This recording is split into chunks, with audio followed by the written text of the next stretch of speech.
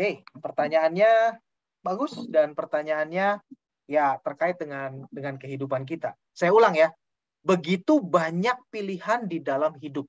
Betul. Apakah ini berarti sebagai seleksi Hashem untuk kita manusia menjadi yang dipilih? Artinya pilihan-pilihan itu seperti kayak ujian gitu. Kalau kita milihnya benar, kita dapat, kita berkenan gitu. Kalau milihnya salah, kita digampar. Gitu kira-kiranya. Atau kalau milihnya salah, kita masuk neraka gitu. Apakah seperti itu? Gitu kan? Kalau kita milihnya benar, menjadi yang dipilih. Apakah seperti itu atau bagaimana? Gitu kan? Seperti itu. Ya, saya rangkum ya. Tapi fakta dari yang Bapak Ibu sekalian ungkapkan itu semuanya kelihatan. Semuanya itu memang bisa kita lihat dan memang bisa kita tarik sebagai kesimpulan. Nah, sekarang seperti apa yang perlu kita pahami kan seperti itu kan gini. Jadi pertama gini, yang berpendapat bahwa kita itu sudah terpilih dan kita itu memang sudah apa namanya boleh dikatakan Hashem sudah memiliki rencana yang luar biasa buat kita. Hanya saja kita mungkin dalam kehidupan kita sebelumnya ataupun yang teman-teman kita atau siapapun yang kita kenal yang belum menentukan pilihannya, berarti dia belum menjalankan free will-nya dengan baik. Itu betul. Dan memang kita lihat, ya kan? Makanya tadi Pak Yori, Pak juga berkata bahwa ada orang yang juga mencari kebenaran, tapi nggak dapat. Tapi sepertinya malah ngotot dan ngeyel dengan ya yang menurut saya yang benar seperti ini, ya kan? Nah, itu kelihatan gitu kan. Nah, jadi ada juga yang berkata bahwa ya memang benar bahwa ini adalah tergantung diri kitanya sendiri seperti apa, bagaimana kita menjalankannya. Oke. Nah, sekarang saya coba ringkas dan sekarang saya coba bungkus dalam satu kesatuan ya sehingga kita pemahamannya benar. Jadi kita nggak bisa menggunakan dalam Taurat itu kita nggak bisa menggunakan yang ini aja, nggak bisa. Kita harus lihat dari apa namanya dari gambar besar. Saya bawa seperti ini Bapak Ibu sekalian. Tolong interaktif dan tolong dijawab. Terkait dengan pilihan. Kita sebagai manusia, kita bisa memilih. Betul kan? Contoh nih. Kita kalau apa namanya? Kita kalau beli ke pasar, beli sayur atau beli buah yang paling simpel kan? Sayur atau buah. Kita pasti milih. Betul kan? Beli telur, kita pasti milih. Kita pasti milih yang menurut kita baik. Ya kan? Kita milih, oh ini agak kuning nih sayurnya, ini udah nggak baik. Kita pilih yang hijau, yang lebih segar. Nah sekarang pertanyaannya Bapak sekalian, kenapa kita memilih? Kenapa kita memilih? Kenapa kita nggak ambil gitu aja? Ada yang mau jawab nggak? Sekali lagi nggak ada salah nggak ada benar ya. Kita diskusi. Kalau kita ke pasar, kenapa kita milih? Udah bayar. Itu istri saya nyeletuk di belakang tuh. Udah bayar. Nah, terus kalau udah bayar, terus kita bisa milih. Mau yang bagus. Oke. Mau yang terbaik. Oke. Ada lagi alasannya yang bisa ngasih saya alasan. Kenapa kita milih? Kue aja kita milih. Ya kan? Saya lihat, saya perhatikan gitu kalau kita ke apa namanya ke toko roti gitu ya. Rotinya sama kelihatannya tapi pasti dibolak-balik. Kelihatannya sama loh. Ya kan? Roti coklat ya begitu bentuknya. Iya, bolak-balik. Yang berkenan, yang berkenan di hati. Yang berkenan di hati, ukurannya. Artinya, kita mau yang terbaik, betul? Betul nggak? Kita mau yang terbaik. Nah, sekarang pertanyaannya, kenapa kok kita milih? Nah, sekarang ini dengar baik-baik, saya akan bawa ini dalam. Ya. Karena kita tidak bisa mengontrol kondisi ataupun keadaan dari barang tersebut. Contohnya, buah atau sayuran. Kita nggak bisa ngontrol kan, begitu kita bilang kita ngambil yang ini, kita nggak bisa merubahnya menjadi sesuatu yang segar. Kita nggak bisa kita pegang buah itu, terus bisa tiba-tiba jadi manis. Nggak bisa kan? Ada sesuatu yang di luar kontrol kita, sehingga kita harus melakukan pilihan kita dengan baik. Artinya kita secara manusia kita ingin mendapatkan yang terbaik, maka kita harus bisa memilih. Karena ada sesuatu yang di luar kontrol kita, yang bila mana kita tidak mengerti, maka kita akan mendapatkan pilihan yang buruk, ya kan? Seperti itu kan? Contohnya jeruk yang asam, kita nggak bisa ngapa-ngapain. Tapi kita tahu ciri-cirinya yang asam itu adalah yang begini, begini, begini, begini. Maka kita pilih yang ini. Gitu kan? Nah, apakah itu berlaku untuk Tuhan? Pertanyaannya. Apa? Berlaku nggak untuk Tuhan? Istri saya juga jawab lagi tuh di belakang. Nggak berlaku. Tidak. Nggak berlaku. Tidak berlaku. Kenapa? Karena Tuhan Maha Kuasa. Karena Tuhan itu Maha Kuasa. Maka dari itu, Tuhan tidak perlu memilih, Bapak Ibu sekalian. Jadi Tuhan menciptakan seluruh dunia ini, menciptakan manusia dengan berbagai macam bangsa ini, bukan untuk dipilih. Bukan untuk mana ya yang kira-kira ternyata muncul baik, terus muncul bagus, aku simpan. Yang sisanya aku buang. Nah kalau Tuhan seperti itu, ngeri. Betul nggak? Ngeri kan? Terus kita gimana? Kita nggak minta diciptakan. Ya kan? Kita nggak minta loh diciptakan. Kita nggak minta untuk dilahirkan di dunia ini. Ya kan? Tapi kalau ternyata aturan mainnya seperti itu, ngerilah kita. Nah, maka dari itu di hadapan Tuhan, bagaimana Tuhan bekerja, itu nggak seperti itu, Bapak Ibu sekalian. Artinya ketika Tuhan menciptakan dunia ini semua, ketika Tuhan menciptakan berbagai bangsa ini semua, itu artinya dia tahu apa yang dia perbuat, dia tahu apa yang dia lakukan. Jadi tidak ada istilah dipilih Tuhan dan tidak dipilih Tuhan. Tidak. Tuhan sudah menciptakan ini sempurna adanya. Dunia ini, manusia ini diciptakan ini sempurna adanya. Nah, pertanyaannya, terus kenapa dong masih banyak orang yang katanya sempurna? Itulah yang disebut dengan free will.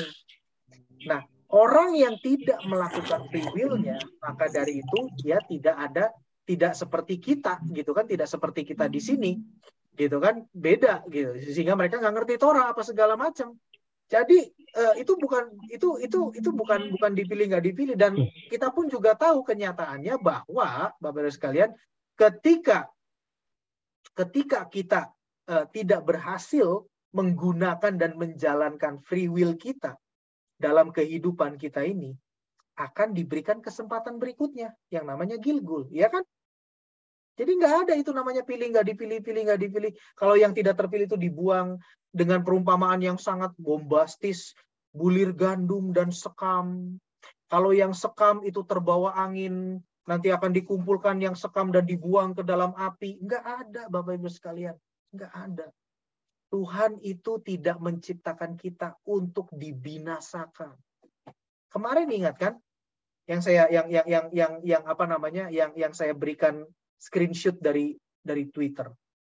Kalau kita nggak ngerti konsep ini, kita akan berkata bahwa apakah kita ini diciptakan hanya untuk dibinasakan?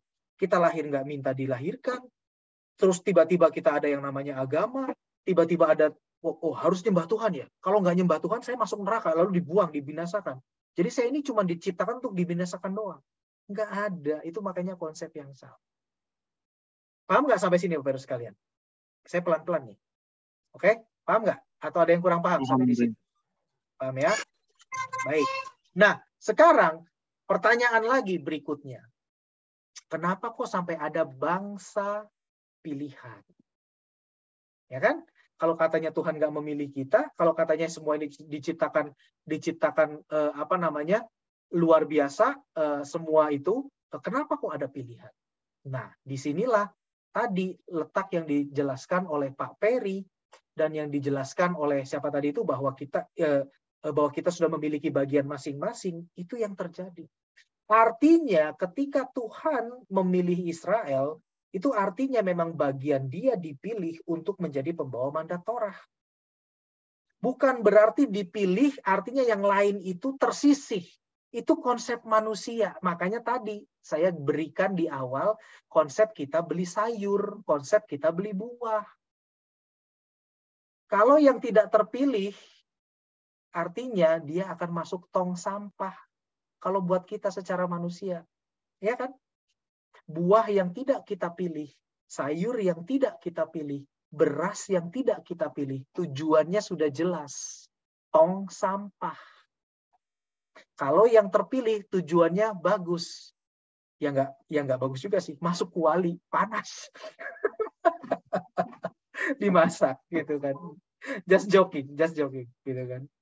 Nah, jadi Bapak-Ibu sekalian, itu bukan seperti itu. Jadi pemilih yang dikatakan pemilihan dalam konteksnya Tuhan itu adalah memilih siapa melakukan apa. Bani Israel membawa mandat Torah, yang sisanya melakukan bagiannya, yaitu membawa dunia ini semua kepada elevasi, kepada level dialihkan dengan bagian masing-masing. Demikian juga di dalam Bani Israel. Di dalam Bani Israel ada yang dipilih oleh Tuhan menjadi imam.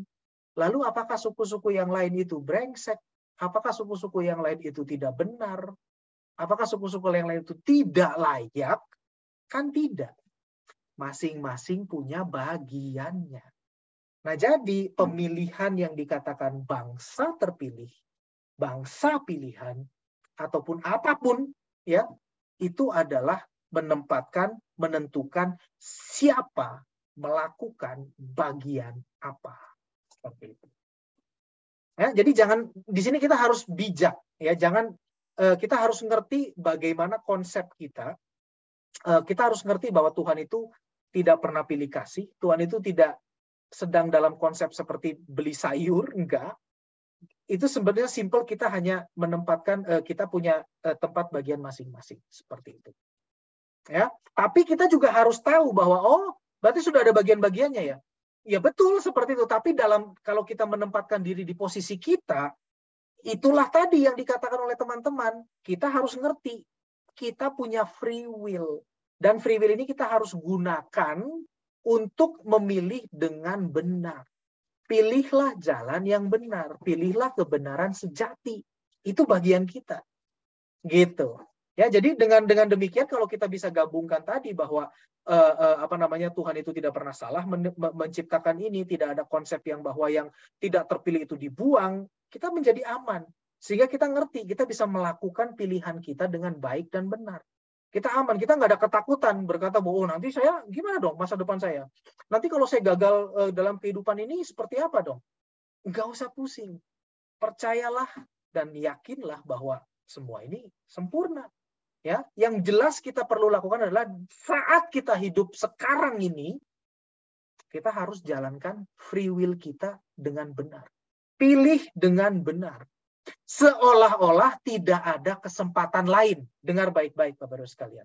Jangan berkata bahwa, nanti kan ada kesempatan yang diberikan oleh Hashem. Hashem kan maha mengasihi, panjang sabar, apa segala macam. Ada yang namanya Gilgul, apa segala macam. Jangan sekali-kali kita berkata nantilah. Saya menentukan pilihan kita nanti saja. Salah Bapak-Ibu sekalian. Kita nggak akan pernah tahu kapan waktunya. Kita nggak akan pernah tahu apakah nanti bisa kita diberikan kesempatan lagi.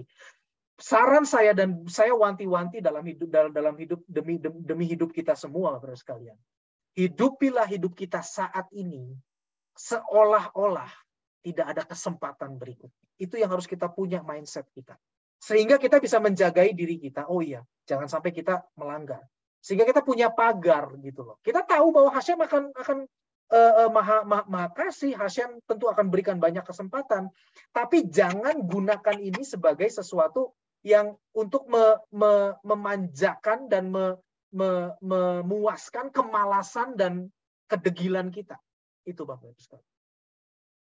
Ya, jadi di sini. Jadi sekali lagi bahwa sekarang ini adalah bukan lagi konsepnya pilih nggak dipilih, yang nggak dipilih dibuang, nggak ada, tidak ada. Itu bukan konsep Taurat. Itu bukan konsep Taurat. Benar kita harus memilih, tapi kita dalam rangka menjalankan free will kita, bukan dalam rangka untuk tidak dibuang. Itu. Gitu kan? Memilih dalam rangka untuk menempatkan diri kita di tempat yang memang Hashem tentukan buat kita, yang memang menjadi porsi kita, bagian kita, bukan untuk selamat daripada api kekal. Bukan seperti itu. Oke? Dan konsep pilihan itulah tadi bukan berarti satu itu buruk, yang lain itu baik. Bukan. Simple karena tempat masing-masing. Tuhan.